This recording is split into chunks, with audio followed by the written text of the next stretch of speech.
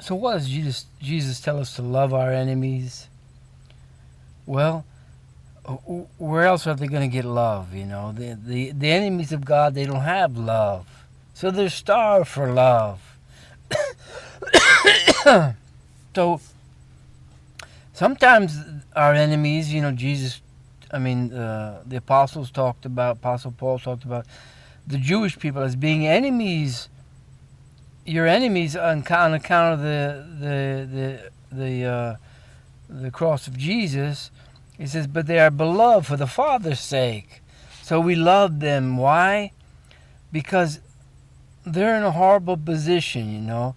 We want to extend love to them so that they know what love is and how good it is. God is so forgiving, you know. And of course, He doesn't hate people because of their certain race. The Jewish people are beloved for the Father's sake, you know. They have a great heritage in their bloodline back there. Abraham was a great friend of God. You know, so we love them. They have a hard enough time as it is. You see, with all the demands that are placed on them by their leaders, they got to succeed. They got to make a lot of money. They got to do this, all these sometimes evil things. So we extend love to them because we do love them.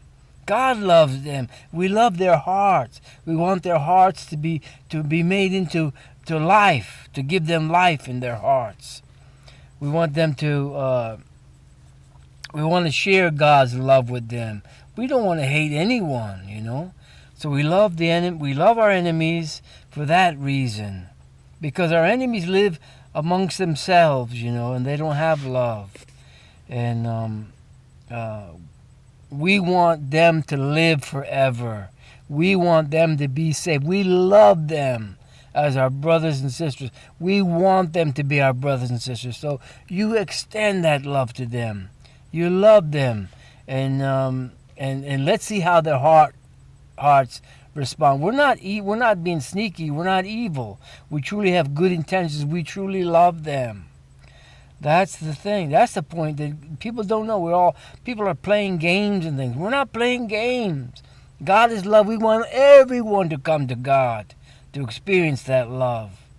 That's what we want for everyone, including those that we are called our enemies or are our enemies, because not all of them really want to go along with that, and they're deep in their hearts. We all are created in the image of God. We all have that need for love, you see. So don't ever cross anybody off your list for any silly reason.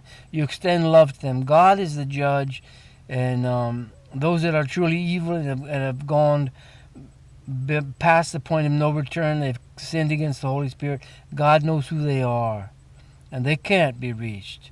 But there are plenty of people that can be, even our enemies. So you keep loving them. If you love God, you know. You have to know God first, and then you can draw them to God. You have to know the love of God. He's so good, and His love is so great. That's what a lot of people don't know. People that claim to worship God, they don't even know. They haven't even experienced His love. I mean, how can you share that love if you haven't experienced it yourself, you know? So, God's love is going to reach everybody except the fools. You know, those that know the truth and reject it because they're scum. They're like a low-class type of person, you know, that all they think about is physical things. And I've met a lot of them that are Christians, and they are like beyond help, you know. They're just so stupid because they have the truth right in their hands, and they do not know it. They don't know God. That's how wicked they are. I don't know if they can be helped or not. They're blind for sure, you know.